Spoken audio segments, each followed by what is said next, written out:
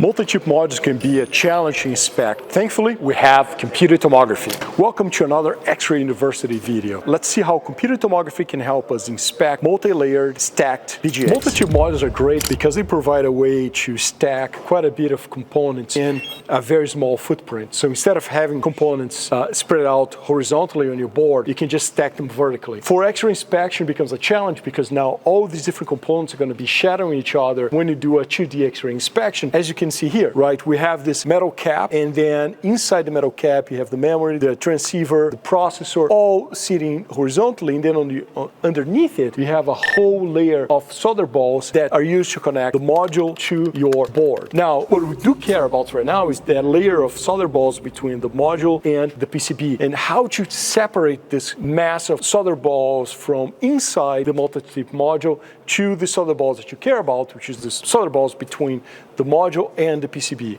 And that's how CT comes to the rescue.